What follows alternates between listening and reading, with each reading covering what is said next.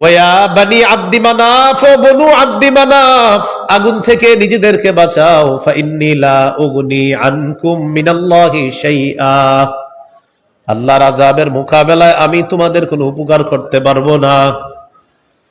এরপর বললেন ইয়া আব্বাস ইবনে Abdul Muttalib, ও নবীর চাচা আব্বাস, মানে নিজের চাচাকে ডেকে বললেন আপনি আমার চাচা, নিজেকে আগুন থেকে বাঁচান। ফাইন্নী লা উগনি আনকা মিনাল্লাহি শাইআ, আমি আপনাকে আল্লাহর আযাবের মোকাবেলায় কোনো উপকার করতে পারবো না। ইয়া সফিয়াতা আম্মাতা রাসূলিল্লাহি সাল্লাল্লাহু আলাইহি ওয়াসাল্লাম, ও আমার ফুফু সফিয়া, আপনি আমার ফুফু, আমি আপনার ভাতিজা, আগুন থেকে নিজেকে বাঁচান, আমি কিন্তু আল্লাহর আযাবের মোকাবেলায় আপনার কোনো উপকার করতে পারবো না। নিজের কলিজার টুকরা ফাতেমা রাদিয়াল্লাহু তাআলা আনহাকে ডেকে বললেন ইয়া ফাতিমা বিনতা মুহাম্মাদিন সাল্লাল্লাহু আলাইহি ওয়াসাল্লাম, ও মুহাম্মদের মেয়ে ফাতেমা সাল্লাল্লাহু আলাইহি ওয়াসাল্লাম, আনকিদি নাফসাকি মিনান নার, আগুন থেকে নিজেকে বাঁচাও। ফাইন্নী লা উগনি আনকি মিনাল্লাহি শাইআ, আল্লাহর আযাবের মোকাবেলায় আমি তোমার কোনো উপকার করতে পারবো না, বাঁচাও। প্রকাশ্যে দাওয়াত শুরু করে দিলেন। আমি আপনাদের সামনে সূরাতুল কসসের ৮৭ নম্বর আয়াতে কারিমা তেলাওয়াত করেছি। এই আয়াতে আল্লাহ তাআলা বলেন ওয়াদউ ইলা রাব্বিকা, আপনি আপনার রবের দিকে আহ্বান করেন, দাওয়াত দেন। আলোচ্য বিষয় দাওয়াত। আলোচ্য বিষয় কি? দাওয়াত। দাওয়াতের আলোচনা আমরা কয়েকটি অংশে শুনবো। ১ নম্বর, দাওয়াতের আবিধানিক পারিভাষিক অর্থ। দাওয়াতের আবিধানিক অর্থ আন-নিদা, আহ্বান করা, ডাকা। যেমন সূরা বানী ইসরাঈলের ৫২ নম্বর আয়াতে আল্লাহ তাআলা বলেন ইয়াউমা ইয়াদউকুম, এদিন তিনি তোমাদেরকে আহ্বান করবেন, ডাকবেন।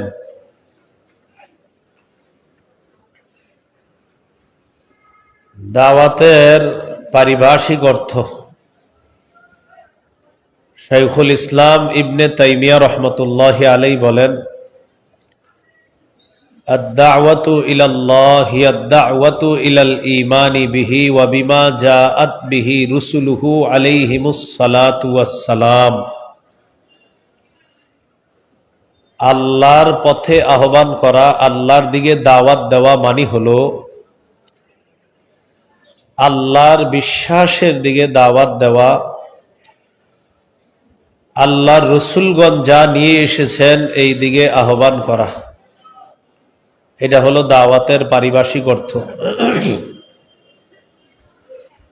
শায়েখ খিজির রহমতুল্লাহি আলাইহি বলেন 4 জিনিসের নাম দাওয়াত। হাসসুন নাসি আলাল খাইরি ওয়াল হুদা ওয়াল আমরি বিল মা'রুফি ওয়ান নাহyi আনিল মুনকার, মানুষকে কল্যাণের ব্যাপারে উৎসাহিত করা, হেদায়েতের প্রতি উৎসাহিত করা, উদ্বুদ্ধ করা, সৎ কাজের আদেশের প্রতি উদ্বুদ্ধ করা, অসৎ কাজের নিষেধের প্রতি উদ্বুদ্ধ করার নাম হলো দাওয়াত।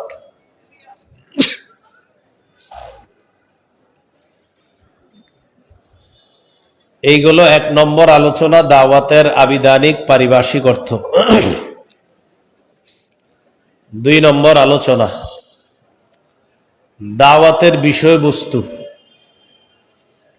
দাওয়াতের বিষয়বস্তু হলো পূর্ণাঙ্গ জীবন বিধান ইসলাম, পুরা ইসলামটাই দাওয়াতের বিষয়বস্তু। সূরা আলী ইমরানের 19 নম্বর আয়াতে আল্লাহ বলেন ইন্নাদ-দীনা ইনদাল্লাহিল ইসলাম, আল্লাহর কাছে একমাত্র দিন হলো ইসলাম। তাফসিরে জালালাইনে আসছে ইন্নাদ-দীনা মানে হলো ইন্নাদ-দীনাল মারদিয়্যা, ইনদাল্লাহি হুয়াল ইসলাম, আল্লাহর কাছে পছন্দনীয় মনোনীত ধর্ম হলো ইসলাম। সূরা আলী ইমরানের 85 নম্বর আয়াতে আল্লাহ তাআলা বলেন, وَمَن يَبْتَغِ غَيْرَ الْإِسْلَامِ دِينًا فَلَن يُقْبَلَ مِنْهُ, যে ব্যক্তি ইসলাম ছাড়া অন্য কোনো কিছুকে দিন হিসাবে কামনা করবে, ফালাই ইউকবালা মিন, এটা তার থেকে গ্রহণ করা হবে না। তাহলে দাওয়াতের বিষয়বস্তু পুরা ইসলাম, পূর্ণাঙ্গ জীবন বিধান ইসলাম দাওয়াতের বিষয়বস্তু। 3 নাম্বার, দাওয়াতের উদ্দেশ্য আল্লাহর সন্তুষ্টি অর্জন করা। সূরা আনআমের 162 নম্বর আয়াতে আল্লাহ বলেন, কুল ইন্না সলাতি ওয়া নুসুকি ওয়া মাহইয়ায়া ওয়া মামাতি লিল্লাহি রাব্বিল আলামিন। নবী আপনি বলেন, আমার নামাজ, আমার কোরবানি, আমার জীবন, আমার মৃত্যু বিশ্ব জগতের রব আল্লাহর জন্য। আমার জীবনে আমি যা করব সব কার জন্য? তো দাওয়াত দিব কার জন্য? আল্লাহ। তাহলে দাওয়াত মানে আল্লাহর সন্তুষ্টি অর্জন করা, এটা উদ্দেশ্য দাওয়াতের। নাসাইর হাদিস 3140 নম্বর হাদিস। এই হাদিসের মধ্যে আছে, قال رسول الله صلى الله عليه وسلم إن الله لا يقبل من العمل إلا ما كان له خالصا। আল্লাহ তাআলা ততক্ষণ বান্দার আমল কবুল করেন না, যতক্ষণ এই আমল ইখলাসের সাথে না হবে ততক্ষণ এই আমল আল্লাহ কবুল করেন না। তাহলে দাওয়াতের উদ্দেশ্য আল্লাহর সন্তুষ্টি অর্জন করা। 4 নাম্বার আলোচনা, দাওয়াতের গুরুত্ব। দাওয়াতের গুরুত্ব বোঝার জন্য এতটুকুই যথেষ্ট, আল্লাহ নিজেই দাওয়াত দেন। আল্লাহ তাআলা বলেন, ওয়াল্লাহু ইয়াদউ ইলা দারিস সালাম, আল্লাহ শান্তির ঘরের দিকে আহ্বান করেন। দারুস সালামের দিকে আল্লাহ দাওয়াত দেন, শান্তির ঘরের দিকে আল্লাহ দাওয়াত দেন, শান্তির বাড়ির দিকে আল্লাহ দাওয়াত দেন। অন্য আয়াতে আছে, ওয়াল্লাহু ইয়াদউ ইলাল, ভাই আওয়াজ আগেরটাই ঠিক আছে, বাড়ায়েন না, ওই মাইকম্যান আওয়াজ বাড়ায়েন না। ওয়াল্লাহু ইয়াদউ ইলাল জান্নাতি ওয়াল মাগফিরাহ, আল্লাহ জান্নাতের দিকে আহ্বান করেন, ক্ষমার দিকে আহ্বান করেন, ক্ষমার দিকে ডাকেন। আল্লাহ ডাকেন জান্নাতের দিকে, আল্লাহ ডাকেন ক্ষমার দিকে।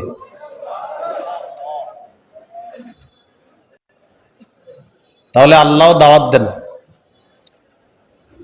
আল্লাহ তাআলা সূরা নিসার 136 নম্বর আয়াতে বলেন, ইয়া আইয়ুহাল্লাযীনা আমানু আমিনু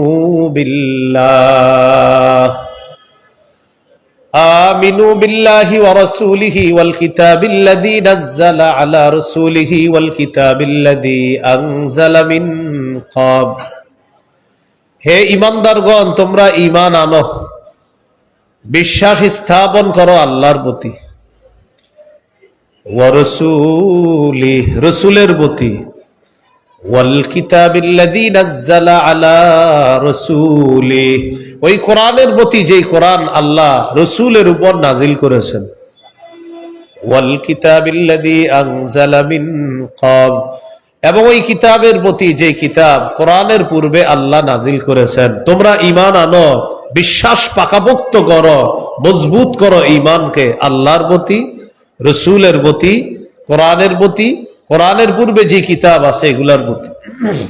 এরপরে আল্লাহ বলেন, ومن يكفر بالله وملائكته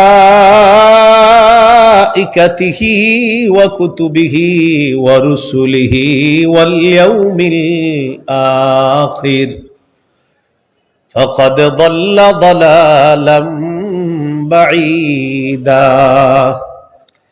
যে ব্যক্তি আল্লাহকে অস্বীকার করে, রসুলকে অস্বীকার করে, ফেরেশতাদেরকে অস্বীকার করে, আল্লাহর কিতাবগুলা অস্বীকার করবে, আল্লাহর রসুলদেরকে অস্বীকার করবে, আখিরাতকে অস্বীকার করবে, তারা স্পষ্ট পথভ্রষ্ট হবে, তারা দূরবর্তী গুমরাহির মধ্যে লিপ্ত হবে। মানে হলো এমন গুমরাহ হবে যে গুমরাহি থেকে ফিরে আসা কঠিন হয়ে যাবে, অসম্ভব হয়ে পড়বে। আল্লাহ আমাদেরকে গুমরাহি থেকে হেফাজত করেন। তাহলে দাওয়াত দেয় কে? আল্লাহ। রাসূলুল্লাহ সাল্লাল্লাহু আলাইহি সাল্লামও দাওয়াত দিয়েছেন, আল্লাহ নবীকে দাওয়াত দিতে বলছেন। সূরা মাইদা ৬৭ নম্বর আয়াতে আল্লাহ বলেন, ইয়া আইয়ুহার রাসূলু বাল্লিগ মা উনজিলা ইলাইকা মির রাব্বিক। রাসূল, আপনি তাবলীগ করেন, আপনি প্রচার করেন, যা আপনার প্রতি অবতীর্ণ করা হয়েছে তা আপনি প্রচার করেন, তাবলীগ করেন। নবীজিকে আল্লাহ দাওয়াত দিতে বললেন। নবীজি গোপনে দাওয়াত দেওয়া শুরু করলেন। দাওয়াত দেওয়ার পর সূরা শুআরা 214 নম্বর আয়াত আল্লাহ যখন নাজিল করে প্রকাশ্যে দাওয়াতের কথা বললেন, আল্লাহ বলেন, ওয়াআনযির আশীরাতাকাল আকরাবিন। আপনি আপনার নিকটাত্মীয়দেরকে ভয় দেখান, সতর্ক করেন। সহিহ বুখারীর বর্ণনা 4770 নম্বর হাদিস। সূরাতুশ শুআরার 214 নম্বর আয়াত আল্লাহ যখন নাজিল করে প্রকাশ্যে দাওয়াত দিতে বললেন, সাইদা রাসূলুল্লাহ সাল্লাল্লাহু আলাইহি ওয়াসাল্লাম আলা সাফা। রাসূলুল্লাহ সাল্লাল্লাহু আলাইহি সাল্লাম সাফা পাহাড়ের উপর উঠলেন। পাহাড়ের উপর উঠার পর ফাজাআলা ইউনাদি, ডাকতে লাগলেন, ইয়া বানি ফিহরিন ইয়া বানি আদি, ও বনু ফিহির, ও বনু আদি। বনু ফিহির, বনু আদি, তাদেরকে ডাকতে লাগলেন।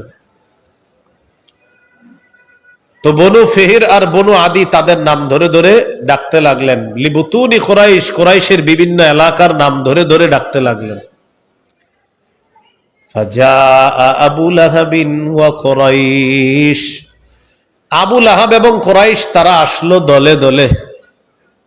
ফাজাআলার রাজুলু ইযা লাম ইস্তাতি আন ইয়াখরুজা আরসালা রাসূলান লিয়ানজুরা মা হুয়া। যে ব্যক্তি আসতে পারল না সে আরেকজনকে পাঠায়া দিল, যাও তো মুহাম্মদ কি বলে একটু শুনে আসো, সাল্লাল্লাহু আলাইহি সাল্লাম। তো সবাই দলে দলে আসছে। নবীজি পাহাড়ের উপর থেকে বললেন, রাআইতাকুম লাউ আখবারতুকুম আন্না খাইলান বিল ওয়াদি তুরিদু আন তুগীরা আলাইকুম আকুনতুম মুসাদ্দিকিয়া। আমি যদি তোমাদেরকে বলি এই পাহাড়ের পিছনে একদল শত্রু সেনা অপেক্ষা করছে যারা তোমাদের উপর অতর্কিত হামলা চালাবে, তোমরা কি আমার কথা বিশ্বাস করবা? এটা বুখারীর 4770 নম্বর হাদিসের বর্ণনা। 4972 নম্বর হাদিসে আছে, عن عبد الله بن عباس رضي الله تعالى عنهما أن النبي صلى الله عليه وسلم خرج إلى البطحاء فصعد إلى جبل।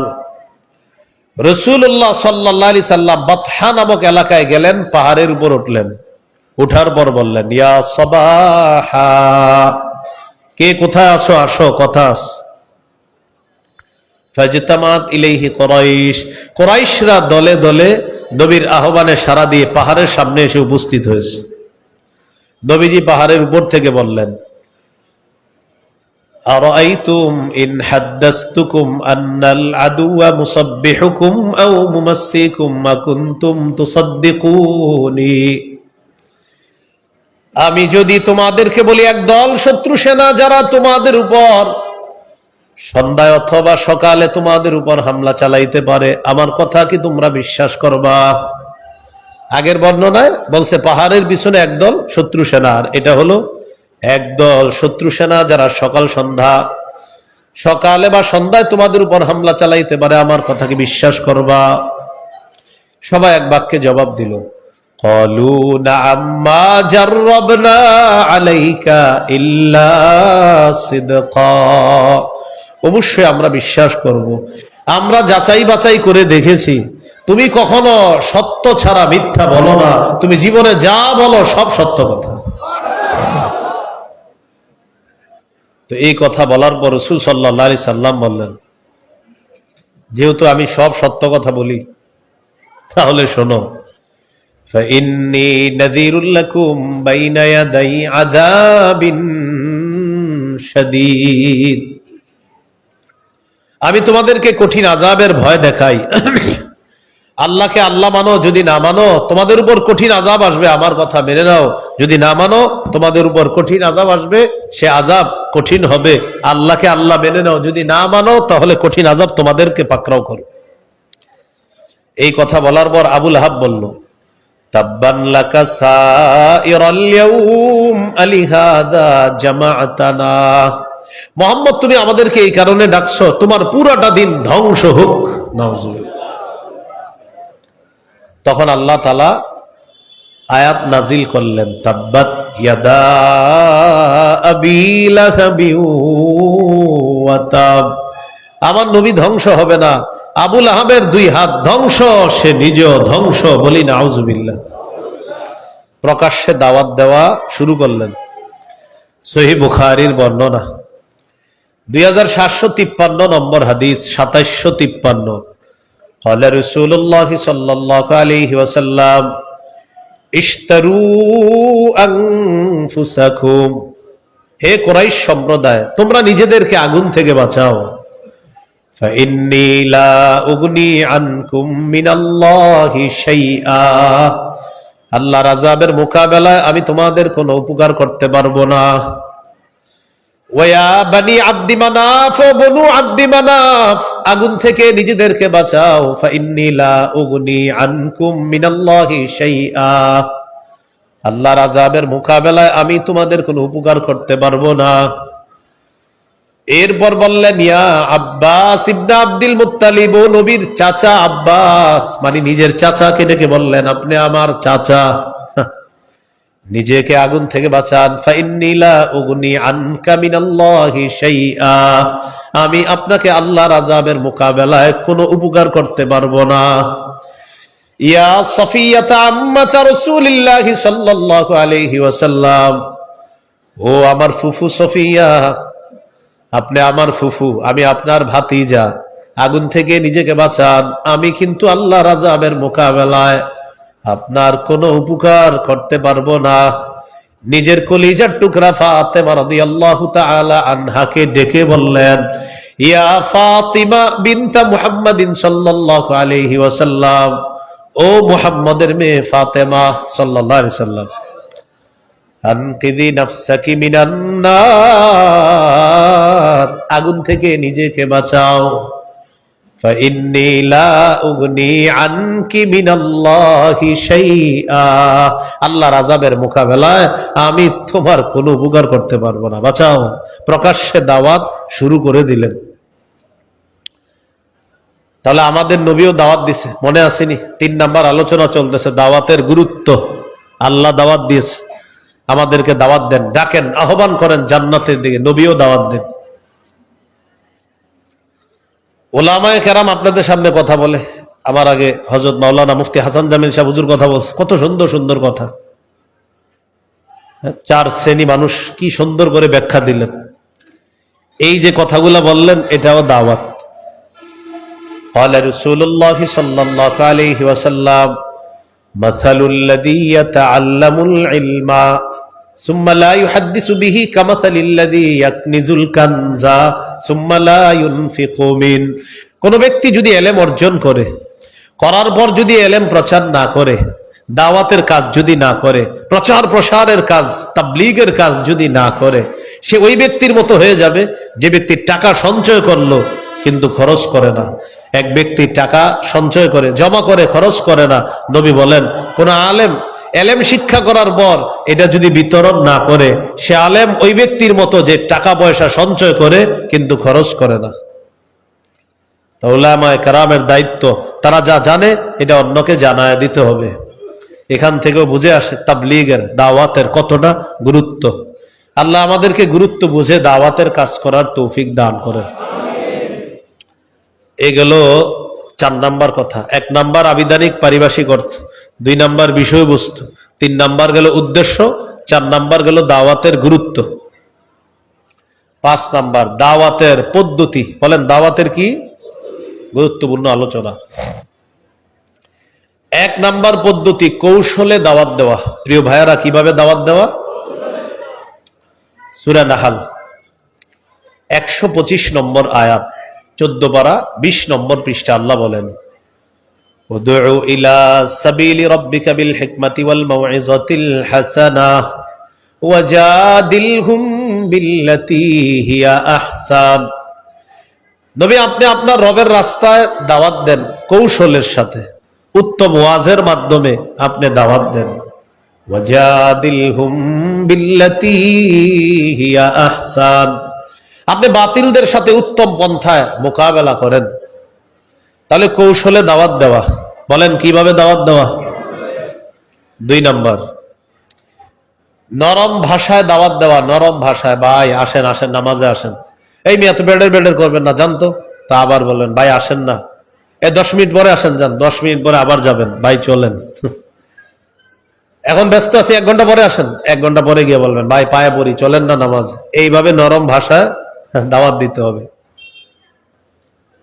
আর ঘটনাচক্রে যদি আপনার দাওয়াতে ওই লোকটা নামাজি হয়েই যায়, এটাই আপনার নাজাতের জন্য যথেষ্ট হয়ে যেতে পারে।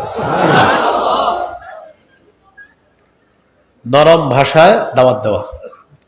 সূরা তাহা 42, 43, 44 নম্বর আয়াতে আল্লাহ বলেন, ইযহাব আনতা ওয়া আখুকা বিআয়াতি ওয়া লা তানিয়া ফি যিকরি। মুসা নবীকে আল্লাহ বলেন, আপনি এবং আপনার ভাই আমার আয়াতগুলা নিয়ে যান।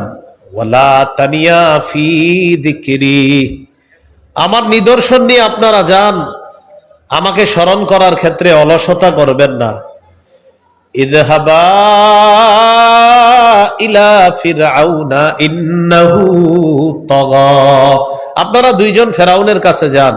ফেরাউন নাফরমানি করেছে, সীমা লঙ্ঘন করেছে। ফাকুলা লাহু কাওলাল লায়্যিনাল লাআল্লাহু ইয়াতাযাক্কারু আও ইয়াখশা, আপনারা 2 জন ফেরাউনের সাথে নরম ভাষায় কথা বলবেন, নরম ভাষায় দাওয়াত দিবেন।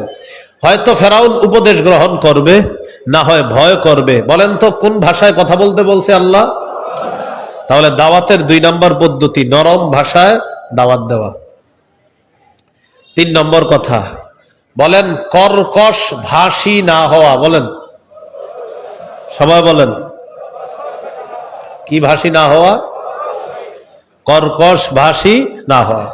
এখন মনে করেন আমি দাওয়াতের কাজ করতে গিয়ে বললাম, ওলামায়ে কেরাম যদি আমাদের কথা সোজাভাবে মানে ভালো কথা, না মানলে কেমনে মানান যায় আমরা জানি। এটা কি কোনো কথা হইল? মনে করেন কেউ বলল যে আমরা তাদেরকে বলেছি, তারা যদি মানে ভালো কথা, না মানলে কিভাবে মানাবো এই নিয়ম আমগো জানাস। তো এটা কি সুন্দর দাওয়াতের ভাষা হলো? এটা দাওয়াতের ভাষা না। কর্কশ ভাষী না হওয়া, কঠিন হৃদয়ের অধিকারী না হওয়া। সূরা আলী ইমরানের 159 নম্বর আয়াতে আল্লাহ বলেন, ওয়ালাউ কুনতা ফাজ্জান গালিজাল কলবি লান ফাদ্দু মিন হাওলিক, নবী আপনি যদি কর্কশ ভাষী হতেন আর কঠিন হৃদয়ের অধিকারী হতেন, লান ফাদ্দু মিন হাওলিক, সাহাবীগণ আপনার আশেপাশ থেকে সবাই চলে যাইত যদি আপনি কর্কশ ভাষী হতেন আর কঠিন হৃদয়ের অধিকারী হতেন। তাহলে কর্কশ ভাষী হওয়া যাবে না। যিনি দাওয়াত দিবে, দায়ী হবে দাওয়াতের কাজ যিনি করবে, তিনি কর্কশ ভাষী হওয়া যাবে না। এখন গুরুত্বপূর্ণ একটা অংশ, আপনাদের অনেকের প্রশ্ন হইতে পারে, হুজুর দাওয়াতের ভাষা যদি নরম হয় তাহলে আপনাদের হযরত মাওলানা মামুনুল হক দামাত বরকাতুহুমুল আলিয়া উনি গরম ভাষায় বক্তব্য দেন কেন? প্রশ্ন হতে পারে। কি হতে পারে? প্রশ্ন। এবার আমার সাথে বলেন, বলেন মুনাফিকদের বিরুদ্ধে, জালেমদের বিরুদ্ধে কঠোর হওয়া আল্লাহ আদেশ করেছেন। কি আদেশ করেছেন? এবার বলেন জালেমদের বিরুদ্ধে, মুনাফিকের বিরুদ্ধে সতর্ক বার্তা হিসাবে কঠোর ভাষা প্রয়োগ করা কোরআনেও পাওয়া যায়, হাদিসেও পাওয়া যায়। এই যে হযরত মাওলানা মুফতি হাসান জামিল সাহেব হুজুর শেষের দিকে ভাষণ দিলেন না করা, তো আপনারা আজকে আমার বয়ানের পরে আল্লাহ জানে যাওয়ার সময় হয়তো বলে ফেলতেন, আচ্ছা আপনি না বললেন নরম ভাষায় দাওয়াত দিতে, হুজুর গরম হইল কেন? হইতে পারে। এই জন্য উত্তর শিখে নেন, জালেমের বিরুদ্ধে মুনাফিকের বিরুদ্ধে গরম হওয়া এটা কোরআনেও আছে, হাদিসেও আছে। সূরা তাহরিম বলেন কোন সূরা? 9 নম্বর আয়াত। কত নম্বর বলেন? 28 পারা 20 নম্বর পৃষ্ঠা। সূরা তাহরিম 9 নম্বর আয়াত। কত পারা? কত পারা? কত নম্বর পৃষ্ঠা? কোন সূরা? কত নম্বর আয়াত? এই আয়াতে আল্লাহ বলেন, ইয়া আইয়ুহান নাবিয়্যু জাহিদিল কুফফারা ওয়াল মুনাফিকিনা ওয়াগলুজ আলাইহিম। নবী আপনি কাফের মুনাফিকদের বিরুদ্ধে লড়াই করেন, ওয়াগলুজ আলাইহিম তাদের বিরুদ্ধে কঠোর হন। কি হন? ওয়াগলুজ, কঠোর হন, আলাইহিম তাদের বিরুদ্ধে। তাহলে মুনাফিকদের, তাহলে আমাদের দেশের কোন আলেম যদি মুনাফিকদের বিরুদ্ধে, জালেমদের বিরুদ্ধে আর মাজলুমের পক্ষে কঠোর ভাষা ব্যবহার করেন, এটা দোষণীয় না, বরং এই কথাও কোরআন সুন্নায় পাওয়া যায়। এবার প্রশ্ন হলো, মাওলানা মামুনুল হক হাফিজাহুল্লাহ সহ আরো অনেকে যেই ভাবে, যেই পদ্ধতিতে, যেই স্টাইলে বয়ান দেয়, দেখি এই স্টাইল হাদিসে আছে কিনা। যদি থাকে আজকের পরে আর কেউ সমালোচনা করবেন না। ইবনে মাজাহ হাদিসের কিতাব 45 নম্বর হাদিস, কানা রাসূলুল্লাহ সাল্লাল্লাহু আলাইহি ওয়াসাল্লাম ইদা খাতাবা, নবীজি যখন ভাষণ দিতেন, বলেন কি দিতেন? ইহমাররাত আইনা, নবীর চোখ লাল হয়ে যেত। চোখ কি হইতো? লাল হইতো কেন? ওয়া আলা সাউতুহু, নবীর আওয়াজ উঁচু হয়ে যেত। কি হইতো? তাহলে মিলান, চোখ, আওয়াজ, ওয়াশতাদ্দা গদবুহু, প্রচুর রাগ হয়ে যাইতেন। কি হইতেন? তাহলে এবার মিলান পুরাটা।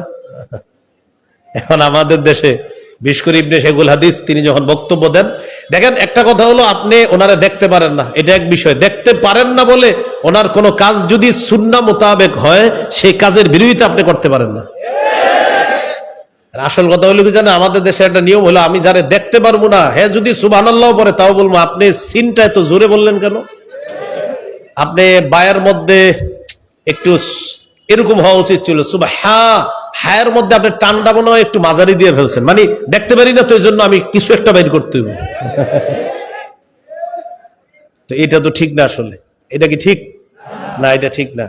ওই হুজুর বললেন যে অনেকে আপনারা দাড়ি রাখেন না, কিন্তু এটা বুঝেন যে না, দাড়ি রাখা আসলে জরুরি, কিন্তু রাখি না, আমি ইনশাল্লাহ রাখবো, বা আমি দাড়ির বিরুদ্ধে না। কিন্তু কি বললেন, যদি এরকম হয় যে আপনি দাড়ির সমালোচনা করেন, দাড়ি নিয়ে কটূক্তি করেন, তা আপনি ইসলাম থেকে বের হয়ে যাবেন। তাহলে অনেক ভাই আছে আমাদের, যে ভাইয়ারা দাড়ি রাখতেছে না, ইনশাল্লাহ আমরা আশাবাদী রাখবে, কিন্তু তারা দাড়ির বিরুদ্ধে না। কিসের বিরুদ্ধে না? দাড়ির বিরুদ্ধে না। তাহলে নবীজি যখন ভাষণ দিতেন, চোখ লাল হয়ে যেত, আওয়াজ উঁচু হয়ে যেত, রাগ হইতেন প্রচন্ড। কান্নাহু মুনদিরু জাইশিন, যেন নবীজি কোন দলকে সতর্ক করতেন, সতর্ক বার্তা দিতেন, এমন ভাবে আল্লাহ রাসূল ভাষণ দিতেন। তাহলে আসেন মূল আলোচনা আবার চলে আসে। 5 নাম্বার আলোচনা চলতেছে। দাওয়াতের পদ্ধতি 1, কৌশলে দাওয়াত দেওয়া। 2, নরম ভাষায় দাওয়াত দেওয়া। 3, কর্কশ ভাষী না হওয়া। এখানে আবার শিখছি প্রয়োজনে মুনাফিকদের বিরুদ্ধে, জালেমদের বিরুদ্ধে কঠোর ভাষা প্রয়োগ করার সুযোগ আছে, এটা নিয়ম আছে। আল্লাহ কথাগুলা মনে রাখার তৌফিক দান করেন। 6 নম্বর আলোচনা, দাওয়াতের ফজিলত। যারা নিয়মিত 3টা কাজ করবেন ইনশাআল্লাহ আল্লাহ আপনাকে সফল মুমিন বলে ঘোষণা করছে। মানে আরো অনেকগুলা গুণ আছে, এর মধ্যে 3টাও স্পেশাল। মানে এখন শুরু হইলো কি, গরম হয় আবার ঠান্ডা হয়, বুঝছেন, আবার একটু পরে ঠান্ডা লাগবে। যাই হোক, সূরা আলী ইমরানের 104 নম্বর আয়াতে আল্লাহ বলেন, ওয়ালতাকুম মিনকুম উম্মাতুন ইয়াদউনা ইলাল খায়র ওয়া ইয়ামুরুনা বিল মা'রুফি ওয়া ইয়ানহাউনা আনিল মুনকার ওয়া উলাইকা হুমুল মুফলিহুন। তোমাদের মধ্যে এমন একটা দল থাকা উচিত যেই দল কল্যাণের প্রতি আহ্বান করবে, দাওয়াত দিবে। ওয়া ইয়ামুরুনা বিল মা'রুফি, সৎ কাজের আদেশ করবে। ওয়া ইয়ানহাউনা আনিল মুনকার, অসৎ কাজ থেকে নিষেধ করবে। কল্যাণের প্রতি দাওয়াত দিবে, সৎ কাজের আদেশ করবে, অসৎ কাজ থেকে নিষেধ করবে। আল্লাহ বলেন, ওয়া উলাইকা হুমুল মুফলিহুন, তারাই সফল, আমি আল্লাহ কোরআনে ঘোষণা করলাম। তাহলে দাওয়াত দেওয়া কল্যাণের কাজে, সৎ কাজের আদেশ করা, অসৎ কাজে নিষেধ যারা করবে তারা সফল। আল্লাহ আমাদেরকে দাওয়াতের কাজ করে সফল হওয়ার তৌফিক দান করে। 2 নম্বর ফজিলত, যারা দাওয়াতের কাজ করে তাদের এই দাওয়াতের আহ্বানটা, দাওয়াত, ভাই আল্লাহর পথে চলেন, এই কথাটা পৃথিবীর সর্বশ্রেষ্ঠ কথা। সুবহানাল্লাহ, এই কথার চেয়ে দামি কথা আর নাই। সূরা হামিম আস-সাজদা 33 নম্বর আয়াত, এই আয়াতে আল্লাহ বলেন, ওয়ামান আহসানু কাওলাম মিম্মান দাআ ইলাল্লাহ, ওই ব্যক্তির চেয়ে উত্তম কথা আর কার কথা হতে পারে যে মানুষকে আল্লাহর পথে আহ্বান করে। এই আয়াতে মাখলুকের মধ্যে 1 নম্বর শ্রেষ্ঠ আহ্বানকারী মুহাম্মদ সাল্লাল্লাহু আলাইহি সাল্লাম। 2 নম্বর, আল মুআদ্দিনুনা সুলাহা হিনা ইয়াকুলুনা হাইয়া আলাস সালাহ হাইয়া আলাল ফালাহ। 2 নম্বর হলো মুয়াজ্জিন সাহেব যারা আছে তারা যখন আজানে বলে হাইয়া আলাস সালাহ হাইয়া আলাল ফালাহ, তখন তাদের এই আহ্বানটা পৃথিবীর শ্রেষ্ঠ আহ্বান হয়ে যায়। এই জন্য আজান দিবেন, সবাই আজান দিবেন। মাঝে মাঝে মুয়াজ্জিনের ফজিলত অর্জন করার জন্য বলবেন, মুয়াজ্জিন সাহেব আপনি আজকে একটু রেস্ট নেন, আমারে আজান দিতে দেন। বিশুদ্ধভাবে আজানটা শিখে আপনি আজান দিবেন। কিয়ামতের ময়দানে মুয়াজ্জিনের গলা হবে সবচেয়ে লম্বা। উদ্দেশ্য হলো লম্বা, মানি এই লম্বা দ্বারা উদ্দেশ্য হলো কোটি কোটি মানুষের মাঝে দেখে চেনা যাবে এটা মুয়াজ্জিন। কোটি কোটি মানুষের মাঝে দেখে চেনা যাবে কি এটা মুয়াজ্জিন। আরেকটা ব্যাখ্যা হলো, আমরা পরীক্ষার রেজাল্ট দেখতে যখন যাইতাম আগে, এখন তো মাশাআল্লাহ রেজাল্ট দেখার মজাও নাই। এখন রেজাল্ট দেখারও কি নাই, পরীক্ষা দেওয়ারও মজা নাই, রেজাল্ট দেওয়ার আমারও সব এখন ডিজিটাল হয়ে গেছে। কি পরীক্ষা, অ্যাসাইনমেন্ট করতে হবে। আগে পড়ার মজা ছিল যে আমরা ওস্তাদের সামনে পড়তাম, এটার একটা মজা ছিল। দলে দলে যাইতাম পড়তে, সেটা আপনার জেনারেল লাইনে হোক, দলে দলে যাওয়ার মজা ছিল আলাদা। আবার যেদিন রেজাল্ট দিত আমরা গিয়ে তখন মাদ্রাসার বারান্দায় বা স্কুলের বারান্দায় বোর্ডের মধ্যে খুঁজতাম কে 1 হইল কে 2 হইল, মজাই ছিল আলাদা। তো তখন 1 হয়ে যে 2 হয়ে যে যদি বলি ভাই তুই 1 হইছস, তখন কি করে দেখি দেখি দেখি দেখি পিছন থেকে এইভাবে দেখতে চায়, ঠিক না? কিয়ামতের ময়দানে মুয়াজ্জিন সাহেব তার ফলাফল যে দেখবে, তো এইভাবে সে তার ফলাফলটা দেখবে, দেখি দেখি আমার ফলাফলটা, মানে তার ফলাফল এত সুন্দর হবে দেখার জন্য সে পেরেশান হবে যে দেখি তো আমার ফলাফলটা। তখন সবাই বলবে আচ্ছা এটা কে কে, এটা মুয়াজ্জিন। এই হলো কিয়ামতের ময়দানে মুয়াজ্জিন সাহেব। এটা ইবনে হাজার ব্যাখ্যা করছে এটার, আসকালানী রহমতুল্লাহ আলাইহি। তাহলে আল্লাহর দিকে আহ্বান করা এটা হলো সবচেয়ে শ্রেষ্ঠ আহ্বান। এই হলো 2 নম্বর ফজিলত। 3 নম্বর,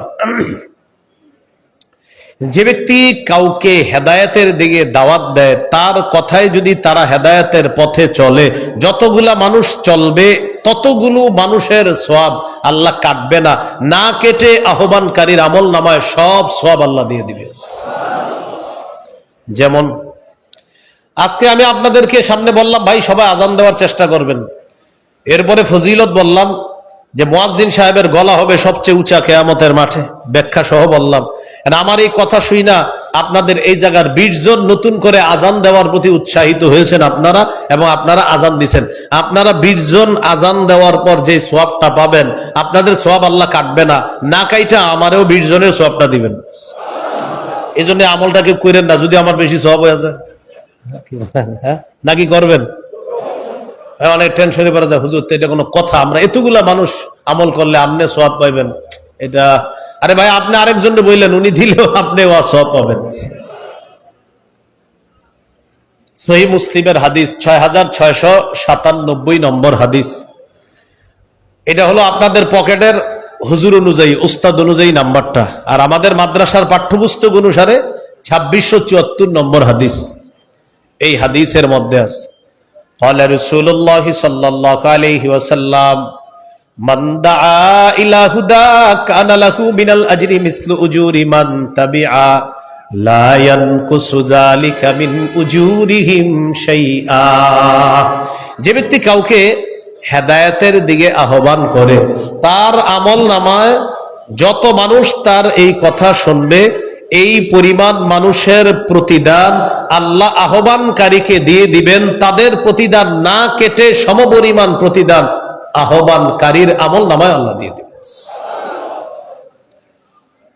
আহা, পরে কি বলে দেখেন, ওমান দাআ ইলা দালালাহ কানা আলাইহি মিনাল ইসমি মিসলু আসামি মান তাবিআ।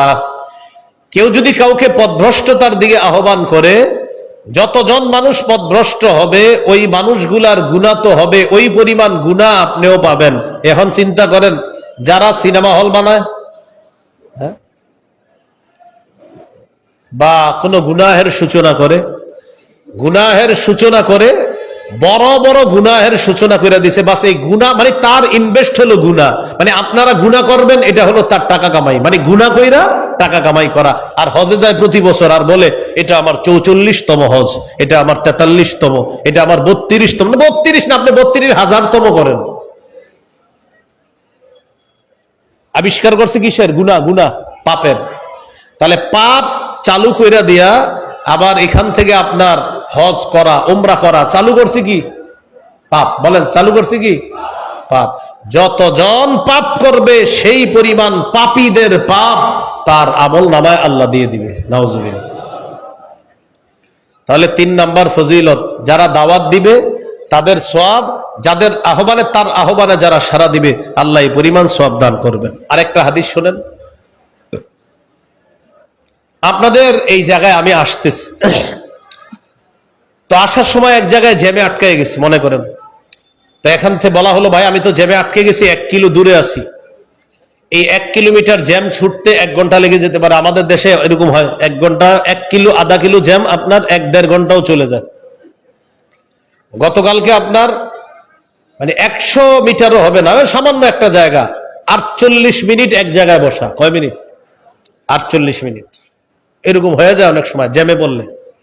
আমি বললাম আমি তো জ্যামে পড়ছি, একটা মোটর সাইকেল নিয়ে আসেন, টান দিয়ে নিয়ে যান, তাহলে বাকি। আমারে কিন্তু কখনো মোটর সাইকেল উঠানোর চেষ্টা করেন, আমি স্বপ্নেও মোটর সাইকেল উঠতে চাই না। এটা এমনি বললাম উদাহরণ, কিভাবেও না, স্বপ্নেও না, বাস্তবে তো নাই, স্বপ্নেও না। হ্যাঁ, তো আমি বললাম যে একটা মোটর সাইকেল নিয়ে আসেন, টান দিয়ে নিয়ে যান। আমার আম্মার নিষেধ আছে, এই জন্য আম্মার নিষেধ, এক তো নিষেধ আছে, দ্বিতীয়ত আমি যে কোনো কারণে সাইকেল, মোটর সাইকেল কঠিন ভয় পাই। হ্যাঁ, তো আপনারা কেউ মোটর সাইকেল দিয়ে আনতে গেলেন, আনতে যাওয়ার পর যিনি মোটর সাইকেল দিবে তার কাছে মোটর সাইকেল নাই। আমি ফোন দিছি, আপনি মোটর সাইকেল নেন? হুজুর আমার তো মোটর সাইকেল নাই।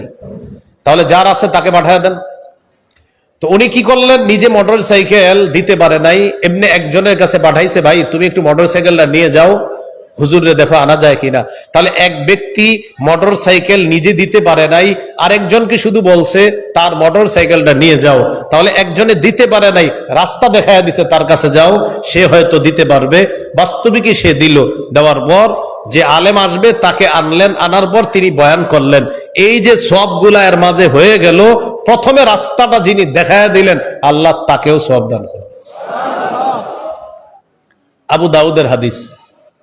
নবীজির কাছে আপনারা ভাবছেন যে হুজুর এটা কোনো কথা? হ্যাঁ, ওই যুগের বাহন এই যুগের মোটরসাইকেল, ওই যুগের ঘোড়া এই যুগে মোটরসাইকেল। হ্যাঁ, রাসূলুল্লাহ সাল্লাল্লাহু আলাইহি সাল্লামের কাছে এক সাহাবী গেলেন, যাওয়ার পরে বললেন, ইয়া রাসূলুল্লাহ ইন্নী উবদিআ ফাহমিলনি, আমার বাহন নাই, আমাকে একটা বাহনের ব্যবস্থা করে দেন। রাসূলুল্লাহ সাল্লাল্লাহু আলাইহি সাল্লাম বললেন, লা আজিদু মা আহমিলুকা আলাইহি, তোমাকে দেওয়ার মতো কোনো বাহন আমার কাছে নাই, তোমাকে দেওয়ার মতো বাহন আমার কাছে নাই। ওয়ালাকিন ইতি ফুলানান ফালাল্লাহু আইয়াহমিলাকা, অমুকের কাছে যাও, সে তোমাকে বাহনের ব্যবস্থা করে দিবে। তিনি গেলেন তার কাছে, যাওয়ার পর তিনি তাকে বাহনের ব্যবস্থা করে দিলেন। তিনি বাহন নিয়ে আসলেন, আসার পর বললেন নবীজির কাছে যে আমাকে যার কাছে পাঠাইছেন তিনি আমাকে বাহন দিয়েছে। فقال رسول الله صلى الله عليه وسلم من دل على خير, যে ব্যক্তি কল্যাণের রাস্তা দেখায় দেয়, ফালাহু আজরু ফাইলিহি, যিনি কল্যাণের রাস্তা দেখায় দিল, যাকে দেখালো সে কাজ করে যেই সওয়াবটা পাবে, যিনি রাস্তা দেখাইলেন আল্লাহ তাকে ওই কর্মকার যিনি কাজটা করলেন তার সওয়াবটা রাস্তা দেখায় দিছে যে তাকে আল্লাহ দান করবেন। মান দাল্লা আলা খাইরিন, যে কল্যাণের রাস্তা দেখায় দেয়, ফালাহু তার জন্য আজরু মিসলু উজুরি ফাইলিহি, যিনি করবে কাজটা তার সওয়াবগুলা আল্লাহ তাআলা রাস্তা দেখায় দিছে যে তাকেও দান করবে। এ হলো দাওয়াতের ফজিলত। কি বললাম? আরেকজনকে ভালো কাজের রাস্তা দেখাবেন, এটা দাওয়াত। আর এই কাজ যারা করবে এই ফজিলত আল্লাহ আপনাকে দান করবেন। 4 নম্বর ফজিলত, একজন মানুষ যদি আল্লাহ আপনার দ্বারা হেদায়েত দান করে, আরবের লাল ওটের চাইতে আরো মহামূল্যবান জিনিস আল্লাহ আপনাকে দান করছে। সহিহ বুখারীর বর্ণনা, 4210 নম্বর হাদিস। এই হাদিসের বর্ণনাকারী সাহাল ইবনে সাদ আস-সাঈদী রাদিয়াল্লাহু তাআলা তিনি বলেন, قال رسول الله صلى الله عليه وسلم يوم خيبر لأعطين الراية غدا رجلا يفتح الله على يديه يحب الله ورسوله ويحبه الله ورسوله। নবীজি বলেন, আগামীকাল এমন এক ব্যক্তির হাতে আমি পতাকা দিব যাকে আল্লাহ তাআলা ভালোবাসেন, রাসূলও ভালোবাসেন, এবং ওই ব্যক্তিও আল্লাহ এবং তার রাসূলকে ভালোবাসে। ইয়াফতাহুল্লাহু আলা ইয়াদাইহি, আল্লাহ তার হাতে খায়বারের বিজয় দান করবেন। এক ব্যক্তিকে পতাকা দিব যে আল্লাহকে রাসূলকে ভালোবাসে, আল্লাহ এবং তার রাসূলও তাকে ভালোবাসে, আর তার হাতে আল্লাহ খায়বারের বিজয় দান করবেন। সাহাবায়ে কেরাম পতাকা পাওয়ার আশায় রাতে এই জলবনায় কাটায়া দিছে। ফাবাতান নাসু ইয়াদুকুনা লাইলাতাহুম আইয়ুহুম ইউতাহা, কাকে পতাকা দেওয়া হবে এই জল্পনায় রাত কাটায় দিছে সাহাবায়ে কেরাম। রাত কাটায় দিল সাহাবায়ে কেরাম, কারে পতাকা দিবে এই জল্পনায় রাত কাটিয়ে দিছে। রাত কাটানোর পর ফালাম্মা আসবাহান নাস গাদাউ আলা রাসূলিল্লাহি সাল্লাল্লাহু আলাইহি ওয়াসাল্লাম, যখন সকাল হলো তখন সাহাবায়ে কেরাম নবীর কাছে আসলেন। আসার পর রাসূলুল্লাহ সাল্লাল্লাহু আলাইহি সাল্লাম বললেন, আইনা আলী ইবনু আবি তালেব, আলী কোথায়? সাহাবীরা জবাব দিলেন, হুয়া ইয়াশতাকি আইনাইহি ইয়া রাসূলুল্লাহ, হুজুর হযরত আলীর চোখে সমস্যা, আলীর চোখে কি সমস্যা, এই জন্য আসে নাই। রাসূলুল্লাহ সাল্লাল্লাহু আলাইহি সাল্লাম বললেন, লোক পাঠাও, আলীকে বলো আসতে আমার কাছে। আলী রাদিয়াল্লাহু তাআলা আনহু আসলেন। আসার পর রাসূলুল্লাহ সাল্লাল্লাহু আলাইহি সাল্লাম কি করলেন? ফাবাসাকা ফি আইনাই, হযরত আলীর দুই চোখের মধ্যে থুতু মুবারক লাগায় দিয়েছে। ওয়া দাআলা, হযরত আলীর জন্য দোয়া করলেন। আলী রাদিয়াল্লাহু তাআলা সম্পূর্ণ সুস্থ হয়ে গেলেন। কাআন লাম ইয়াকুন বিহি ওয়াজাউন, সাহাবীরা বলেন হযরত আলীর চোখের দিকে তাকায়া দেখলাম আলীর চোখ দুইটা এমন ভাবে সুস্থ হয়ে যায় যেন আলীর চোখে কোনোদিনও অসুস্থতা হয় নাই। দুই চোখ এমন ভাবে সুস্থ হয়ে যায় যেন কোনোদিনও অসুস্থতা হয় নাই। তো আলী রাদিয়াল্লাহু তাআলা আনহুকে নবী পতাকা দিলেন। আলী রাদিয়াল্লাহু তাআলা আনহু গেলেন, নবীর কাছে অনুমতি চাইলেন, হুজুর কাতিলুন নাস হাত্তা ইয়াকুনু মিসলানা, আমি লড়াই করব কতক্ষণ, যতক্ষণ তারা আমাদের মতো মুসলিম না হবে ততক্ষণ। নবী বললেন, শোনো, উনফুজ আলা রিসলিকা হাত্তা তানজিলা বিসাহাতিহিম, তুমি আপন অবস্থায় যাও, এই অবস্থায় গিয়ে তাদের আঙিনায় তুমি অবতরণ করবা, তাদেরকে তুমি ইসলামের প্রতি আহ্বান করবা। আলী শোনো, লা ইয়াহদিয়াল্লাহু বিকা রাজুলান ওয়াহিদান খায়রুন লাকা মিন আইয়াকুনা লাকা হুমুরুন নাআম, তোমার মাধ্যমে একজন ব্যক্তিকে আল্লাহ হেদায়েত দান করা আরবের মহামূল্যবান লাল ওট তোমার জন্য হওয়ার চাইতেও আরো বেশি উত্তম। এই হলো 4 নাম্বার ফজিলত। দাওয়াতের ফজিলত নাম্বার 5, যে ব্যক্তি দাওয়াত দিবে, নবীর কথাগুলা যে পৌঁছায়া দিবে, সাথে সাথে ওই ব্যক্তি আল্লাহর নবীর একটা দোয়া পেয়ে যাবে। আমি আজকে যতগুলো আয়াত আর হাদিস বললাম, আমার ইয়াকিন, আমার বিশ্বাস এবং আমি আল্লাহর কাছে আশাবাদী, আল্লাহ আমাকে প্রতিটা আয়াত আর হাদিস বলাতে আমার নবীর দোয়ার অংশীদার আমাকে বানাইছে। তিরমিজির হাদিস 2657 নম্বর হাদিস, 2657। قال رسول الله صلى الله عليه وسلم نضر الله امرأ سمع منا فبلغه كما سمع, ওই ব্যক্তিকে আল্লাহ উজ্জ্বল করুক, আলোকময় বানায়া দেখ, যেই ব্যক্তি আমার কথা শুনলো, জানলো আর অন্যের কাছে যেভাবে শুনেছে জেনেছে পৌঁছায়া দিল, আল্লাহ যেন তাকে উজ্জ্বল করে দেয়, আল্লাহ যেন তাকে আলোকিত করে দেয়। এই গেল 5 নাম্বার ফজিলত। তাহলে 6টা কথা শিখলাম। কয়টা বলেন তো? 6টা। 6 নাম্বার আলোচনা চলতেছিল দাওয়াতের ফজিলত। 7 নাম্বার আলোচনা দাওয়াত না দেওয়ার পরিণতি। আপনাদের এই এলাকায় একটা অপকর্ম শুরু হয়েছে, আপনারা এই অপকর্মটা বাধা দিতে সক্ষম ছিলেন, ওলামায়ে হযরত সবাই মিলে বাধা দিতে সক্ষম ছিলেন, কিন্তু বাধা দেন নাই, সক্ষমতা থাকা সত্ত্বেও বাধা দেন নাই। নবী বলেন, তাদেরকে জানায়া দাও, কিয়ামতের আগে, মরণের আগে তাদেরকে আল্লাহ গজব দিবে, গজব। যারা সক্ষমতা থাকা সত্ত্বেও হারাম কাজে বাধা দেয় নাই, আল্লাহ তাদেরকে কঠিন আযাব দিবে মরার আগে, এটা জানায়া দাও। যেমন আগামী রমজান মাসে দিনের বেলা যারা লাল কাপড় টানায়া বিরিয়ানি দিনের বেলা বিক্রি করবে, তা আপনারা এরকম একটা কথার কথা, একটা হলো আপনাদের শক্তি নাই, সামর্থ্য নাই, একটা হলো শক্তি আছে, আপনারা চাইলে বাধা দিতে পারেন, এরপরেও বাধা দেন না, তো লিখে রাখেন মরার আগে আল্লাহ আপনাকে কোনো কোনো গজবে ফেলাবে। হ্যাঁ, রমজান মাসে বিরিয়ানি বেচে না অনেকে, লাল কাপড় বিক্রি ইয়া করে। এজন্য আমাদের সমাজের একটা অবস্থা হলো, আমরা সৎ কাজের আদেশ অনেক বেশি করি, স্বার্থের কারণে অসৎ কাজের নিষেধ করি না। কিসের কারণে? স্বার্থ কাকে বলে? আমার একজনের সাথে ভালো সম্পর্ক, চিন্তা করলাম উনি মাহফিলে আমার পাশে বসা, আর ঘটনা চক্রে জানতে পারছি উনি সুদ খায়, তো চিন্তা করলাম আজকে সুদের ওয়াজটা করবো না, কারণ আমার পাশে যে বসা আমার মহব্বতের লোক, হ্যাঁ কি মনে করবে? স্বার্থের আঘাতটা কার? আমার মহব্বতের লোক। আমি যদি সুদের ওয়াজটা করি তাহলে উনি তো আমার সামনের দিকে আমার প্রতি খেলটেল রাখবে না। তো এই জন্য আপনার এই স্বার্থের যে একটা আঘাত, এই আঘাতের কারণে অসৎ কাজ থেকে বাধা দিচ্ছি না আমরা। কেন? যে আমার স্বার্থে লাগবে। যদি আমি বলি এটা কি হবে? 31শে ডিসেম্বর 31st নাইট, ওই রাতে বিভিন্ন বাসার ছাদে আপনার আতশবাজি ফুটাইলো, ইত্যাদি ফুটাইলো, তারা করলো। তো এই কাজগুলা যারা করলো,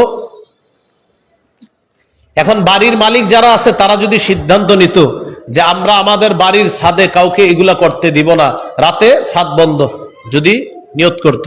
কিন্তু মালিক কেন জানেন ছাদ বন্ধ করবে না? মালিকের টেনশন, আমি যদি ছাদ বন্ধ করি ভাড়াটিয়া যদি চলে যায় স্বার্থে আঘাত লাগবে।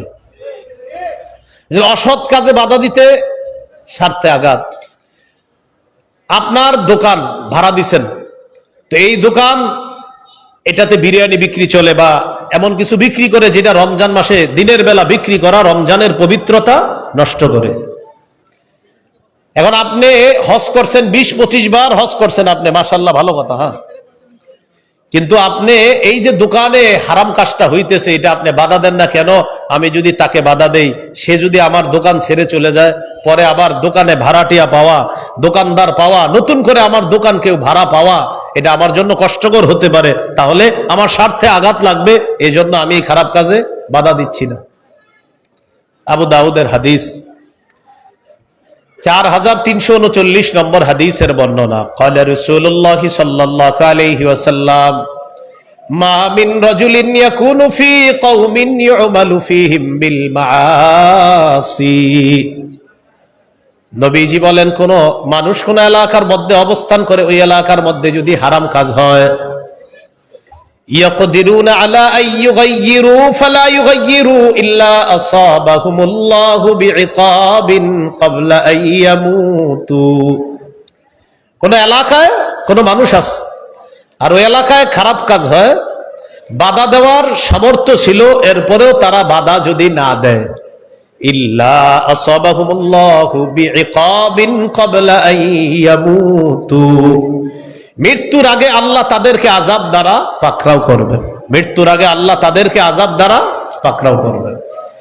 তাহলে দাওয়াতের কাজ না করার পরিণতি, অসৎ কাজে বাধা না দেওয়ার পরিণতি খবর আছে।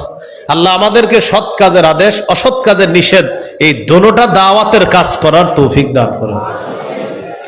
রাসূলুল্লাহ সাল্লাল্লাহু আলাইহি সাল্লাম বলেন, লাতা'মুরুন্না বিল মা'রুফি ওয়া লা তানহাউন্না আনিল মুনকার আও লা ইউশিকান্নাল্লাহু আইয়াবআসা আলাইকুম আযাবান সুম্মা তাদউনাহু ফালা ইউস্তাজাবু লাকুম। অবশ্যই তোমরা সৎ কাজের আদেশ করবা, অসৎ কাজের নিষেধ করবা, অন্যথায় আল্লাহ তোমাদের উপর আযাব দিবেন। আর তোমরা আল্লাহর কাছে দোয়া করবা, সেই দোয়া আল্লাহ তখন আর কবুল করবে না যদি অসৎ কাজের নিষেধ তোমরা ছেড়ে দাও। তাই রাসূলুল্লাহ সাল্লাল্লাহু আলাইহি সাল্লাম বলেন, তোমাদের মধ্যে কেউ যদি কোনো অপছন্দনীয় কাজ দেখে, ফাল্যুগাইয়িরহু বিয়াদিহি,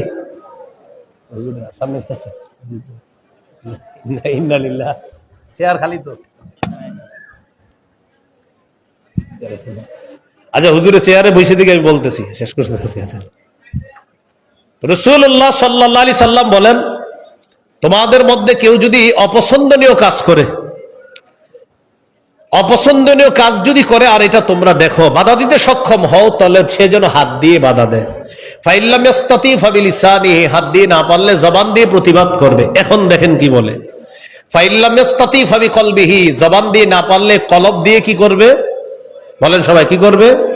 ঘৃণা করবে। কি করবে?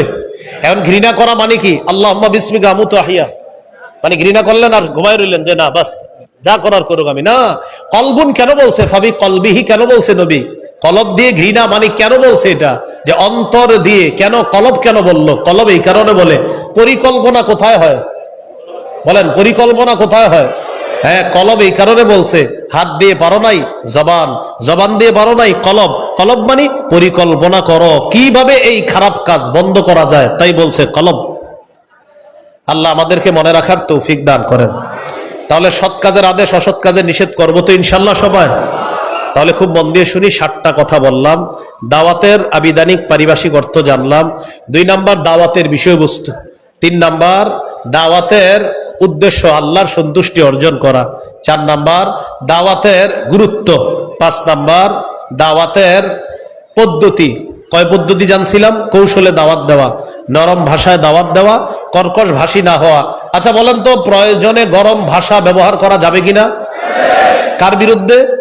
মুনাফিক আর জালেমের বিরুদ্ধে। মুনাফিক জালেমের বিরুদ্ধে গরম ভাষা ব্যবহার করা যাবে। মনে থাকবেন ইনশাআল্লাহ। 6 নাম্বার দাওয়াতের ফজিলত। 7 নাম্বার দাওয়াত না দেওয়ার পরিণতি। সবাই দাওয়াত দিব, সৎ কাজের আদেশ করব, অসৎ কাজের নিষেধ করব।